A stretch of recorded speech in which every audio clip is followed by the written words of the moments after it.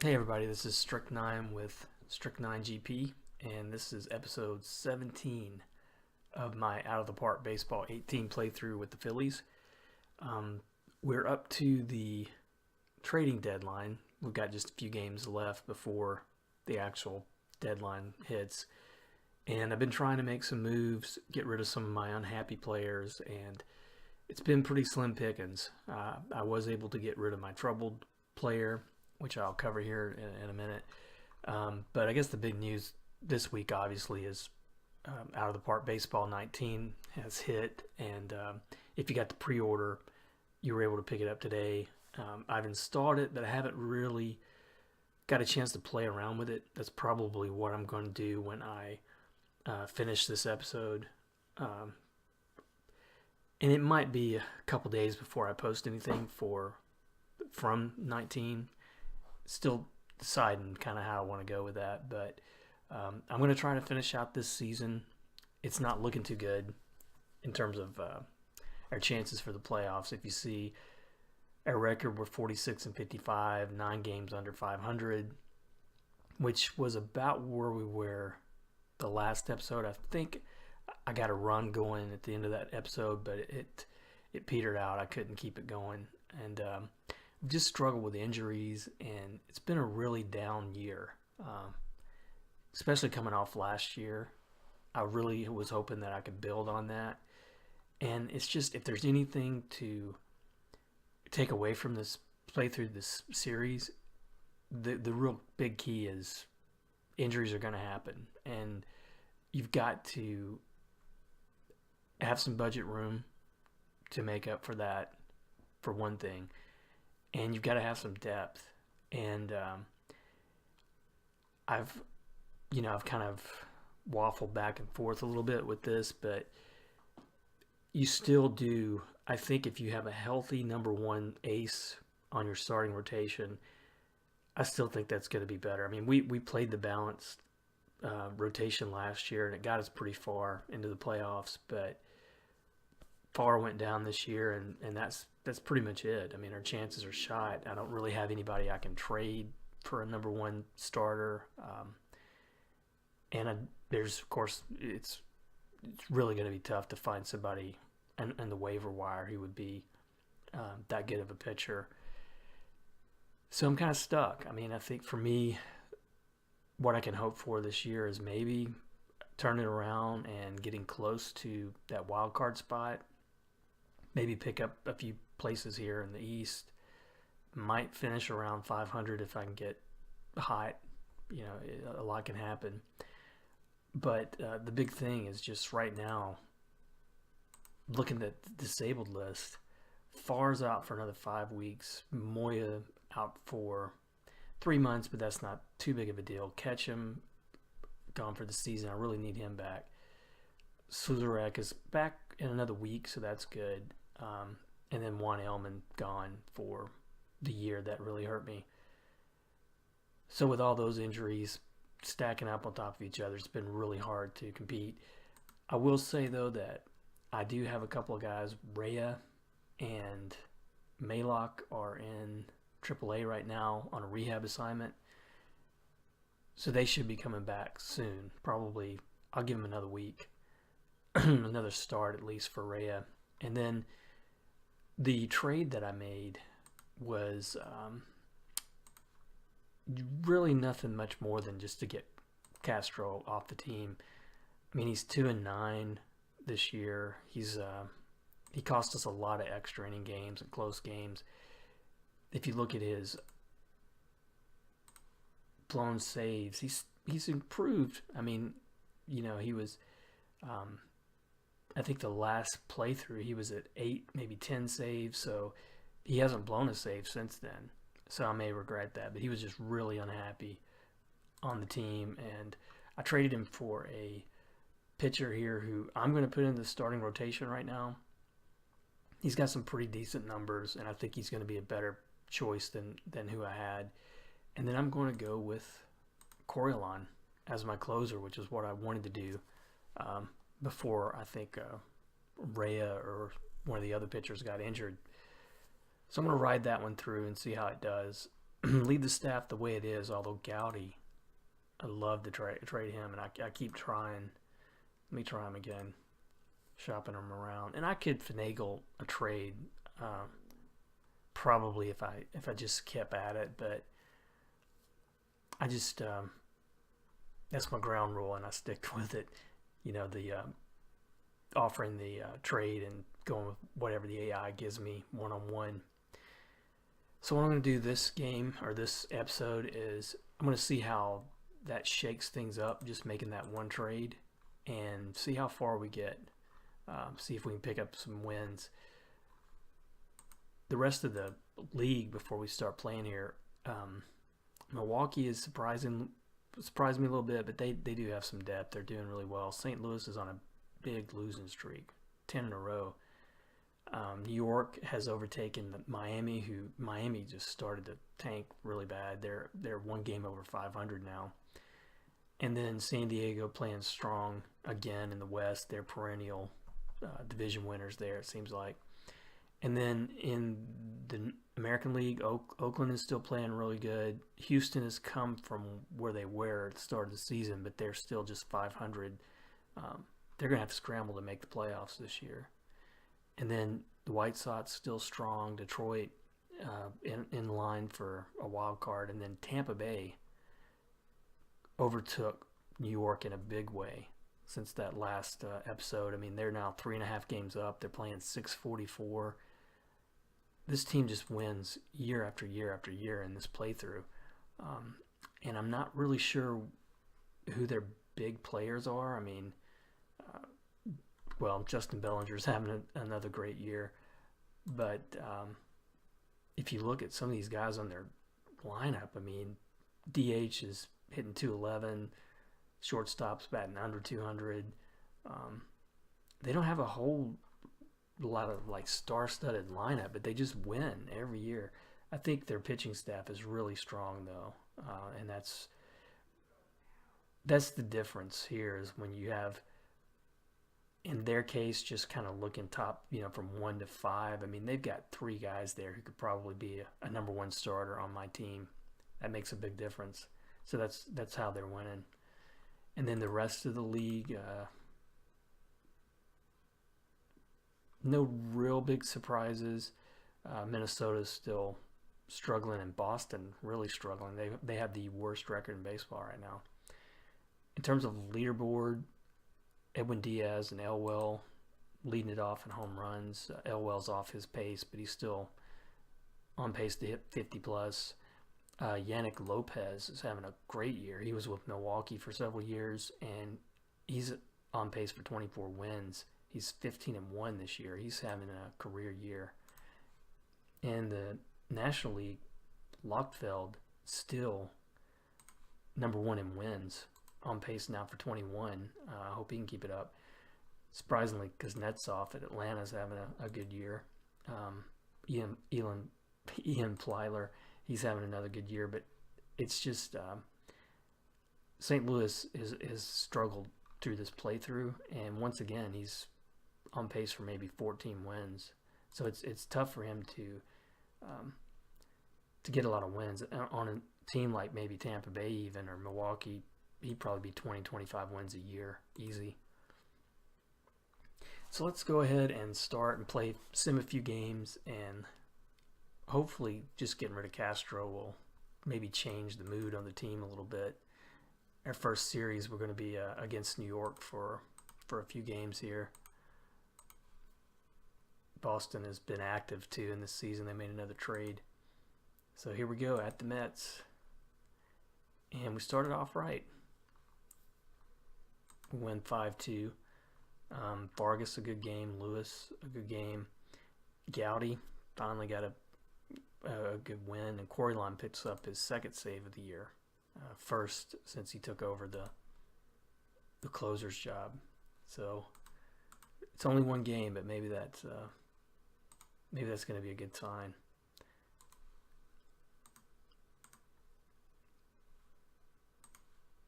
No minor league injury there, nothing too bad for me. Chris Hester, he's down for the season. pick up another win, 5-1.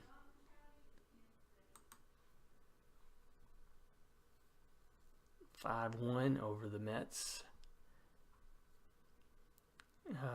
Barge, pretty decent game. Lewis, pretty good game. Can tell me may have been, no, he wasn't injured. Looks like they took him out early though.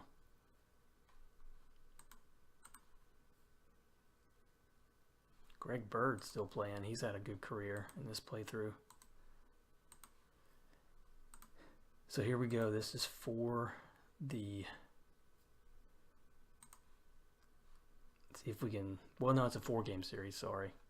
And St. Louis trying to get rid of Braxton Garrett, who they signed to an incredibly ridiculous contract. He's got a player opt-out, but he's 3 more seasons at $22 million, and his ratings have tanked, and he has never been a double-digit. He's never gotten double digits in wins his whole career. I'm not sure what they based that contract on, unless it was just maybe his ratings were so solid, but they've regretted that, I'm sure. So in the power rankings, we've moved up. We're now 13th in the power rankings, so that's pretty good. Let me see. We must have been, well, we've won 4 in a row, so we're on a hot streak. So let's see if we can finish strong. We lost 3-7. Devers, pretty decent game. Smith, who struggled this year, he's having a tough year. And Barr, the guy I picked up for Castro, not a good first start from him. 4 runs in 6 innings. That bullpen was pretty shaky this game. I gotta hope that he can bounce back. Boy, this is a good looking pitcher for the A's 5-star rating. Look at those rankings. 18 out of 20 stuff. 17, 19 control. So we're at the trade deadline, but I think I'm good. I would like to get rid of Evan White, but I'm not really getting any good offers for him, really. I'm not going to trade him just to trade him. Although this guy looks new, Colin Hall. He's got some good personality rankings. Let's see. But his injury proneness, he's wrecked. And he hasn't really gotten a lot of time in the majors. I think I'd rather have, I think I'd rather have an unhappy White than a guy who's not really going to contribute. And we win the series. Big injury, though, from Luis Guerra. He's gone for 5 weeks. I think he was a fairly early, no, he was a scouting discovery. I thought he was a big draft pick a few years ago. But see how we won this. Vargas, a great game, 4 for 5, scored 3 runs. Barge, a good game, drove in 5. Lewis scored 3 runs. Lewis is having a pretty decent year if he can stay healthy. His injury prone is now wrecked, so his career is probably going to be pretty sketchy. And Lockfeld picked up his 14th win. Looking good, except for the walks. Corey Long got his 3rd save. So this is going to be it for the month of July. Let's see who was the some of the bigger players here.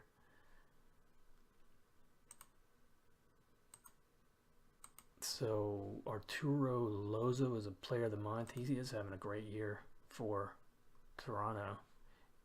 He started out with the Dodgers and started late in his career, but has put up some good numbers. He's over 300 home runs, 300 batting average. And then John Lanning for Milwaukee. He's on pace for 59 home runs. Wow. He got the Player of the Month in the National League. Madrak. Sounds like a joke in a way. Nope. That's the one from Tampa Bay. That's one of those pitchers I was looking at from Tampa Bay. He's having a great year. Mike Moore from Milwaukee was the Pitcher of the Month in the National League. And then Rookie of the Month, none of our guys showed up, but we do have the player development update. Dave Schrimsher is, his numbers look like they're going up.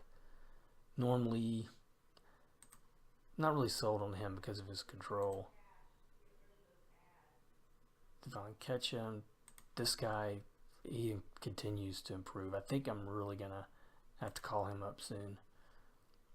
Josh Mass looking good. He's now a 4-star with a 4.5 potential. He's having a great year.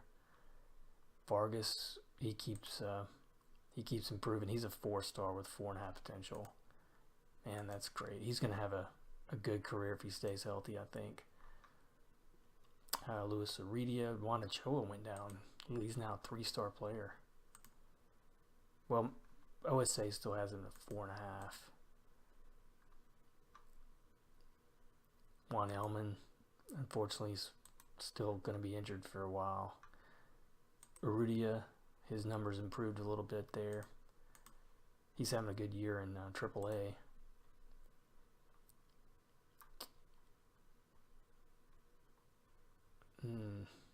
Bobby Austin, he's a closer I drafted in the first round. He's got some great potential, but his control is just not getting there. He needs to really improve that, I think, before he can get to the majors.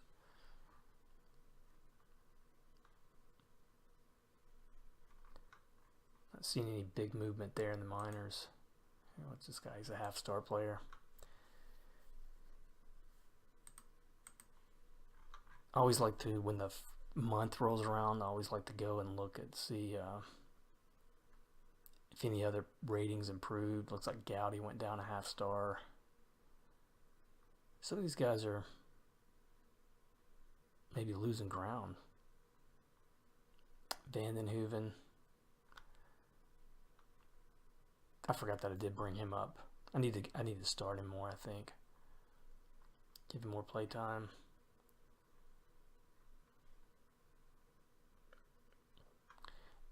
I think it's time to bring these guys in. Juan Reyes had a couple starts now. I think I'm going to send Lee down. I'm going to put him on the waiver wire there. And bring Rhea up. And Maylock, I think I'm going to leave him. I don't know what to do with this guy, but I think I'm going to leave him down there for now and put Rhea in the starting rotation and have Barr either middle relief and emergency starter. See if he adjusts to that role a little bit better. All right, so let's play this series against Arizona. That's a 3-game series, but we're at home. And we start out with a shutout. 2-0. Looks like Schrimsher, a great game. 1 hitter through 6, but he's injured. Just a moderate 1-day injury, nothing bad. Corey Line, his 4th save. Castro, who's looked good since I called him up. We lost 4-8. I thought we were going to have a bigger streak there. Vargas, another good game. His average is back up to 250. Rhea pitched not great, but he gave me 6 innings. Kane, ooh, he blew blew it out. 1 2/3 gave it 4 runs. So we put some distance between us and Washington anyway. We're now 7 games under 500. And Sluzerek's ready, but I'm going to give him a little rehab assignment in the minors.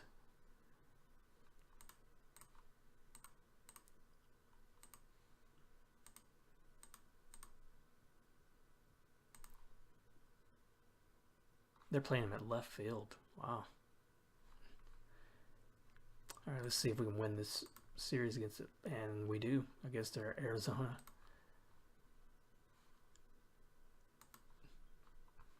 Vargas, another good game, 3 for 5. Smith, a great game, 4 for 4. And Gowdy picked up the win, 6 innings, just 2 earned runs. Coriolan is 5th save. So we're getting closer. We're now 8.5 out. And this is going to be a big series because Atlanta is still playing pretty good. They're 3 games out of the lead right now. This would be a big series for us if we could take it. Oh, Sean Barge. Whew, that scared me. He's out for a day. That's okay. All right, well, let's see if we can. And we win the first one in extra innings. Vargas continues to hit. Mast, a good game. Smith, another good game. But it looks like Lewis was injured, but they're saying a week. I'm gonna leave him. I'm gonna leave him in the lineup. Well, I'm gonna leave him on the roster. I'm not gonna put him on the DL. See if he can come back a little quicker than that. So here we are, game 2. Oh, big win, 11-1. Bobby McKay out for Houston. That's a big loss for them. Brandon Kinsler, Player of the Week in the American League. National League, Brian Hayes. And we are up to 10th in the weekly power rankings. This could be a big turnaround coming. Great game offensively from a lot of guys here. Mast, Barge, 3 for 5. And Lockfeld, his 15th win. Unbelievable. His controls has been a struggle, but he's gotten better at it. So, I mean, that's probably the best game he's had all year. So we've won the series. Let's see if we can sweep him. We don't. Lose 3-5 in the 10th inning. Devers a good game, though. Smith, another good game. Maybe he's turned it around. Shrimpsher pitched a good game at Coriolan. His first bad outing since he took over the closer role.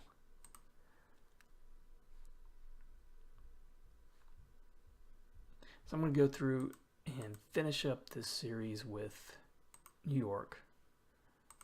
This will be a big one for us. And we're now 8.5 games out, 5 games under 500. So we're playing way better than we were. We lose the first one. Norm Lee, nobody picked him up. So now we need to split. We can't lose that. Can't lose that momentum. We were looking really good. Rhea didn't look good at all. I don't know if he's going to be. He's lost a lot of his ratings. I don't know if he's going to be the answer in that rotation, which is a shame because last year he was so solid. Let's see what we got. And we split the series, so I'll take that at this point. We're 5 games under 500, so we picked up since we started playing this series, this playthrough. I think we started the episode at 9 games under, so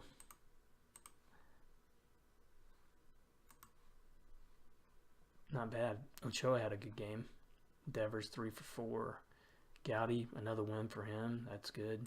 I know he's unhappy, but he's not as unhappy as he was, so that's good. So looking at the standings now, we are hanging somewhat in there. We got less than 50 to play, though.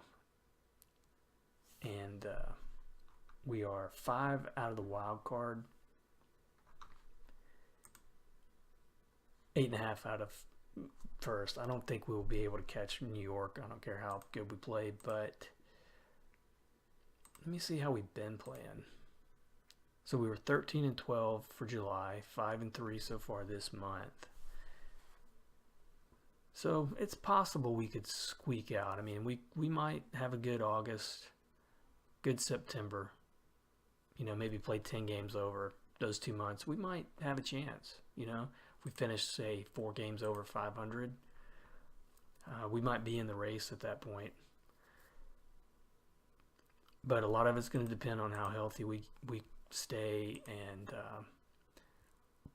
and Mike Flores now is he's only got 3 weeks to go, so he'll be back pretty much for most of September. So that'll be good. That'll really help me out in that with that starting rotation. And then Royce Lewis, he's injured for looks like 4 more days. Maybe I can weather that. I think I'm gonna give this guy more play time though. I'm gonna change the lineup to adjust that around because he's getting better and better, and he's just 23, about to be 24. But I think this guy's gonna be a really good pickup. I know OSA may not be high on him, but I'll trust my scout a little bit on that. But I'll leave it at that for this episode. Coming up, I guess, next few days, I'm going to get some time with 19 and see what I want to do with that. I don't think I'm going to go with Philadelphia for the team, but I'm really up in the air. But I am kind of liking the Reds and maybe Oakland in the American League. Those are the two teams I'm kind of feeling strong about. But for the most part, I just want to look at the interface and look at some of the new features that have come with this version. And I made one of the first episodes I do might just be playing maybe an exhibition game just to show off that how that game play looks with the new player animations and those 3D ballparks. But that's going to be a little bit later in the week, and I might be posting 19 and 18. I might be posting them simultaneously until I get through the season, but I'm going to stick it out until I get to the end. I want to see us at least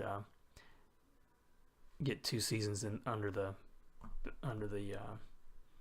playthroughs with the Phillies. But hope you stay around for 19 when I start playing with that, and I appreciate the subscribers and the guys who are watching, and hope you're enjoying the series, and hope you'll enjoy what I have lined up for 19. But thanks for watching this one, and I'll see you next episode.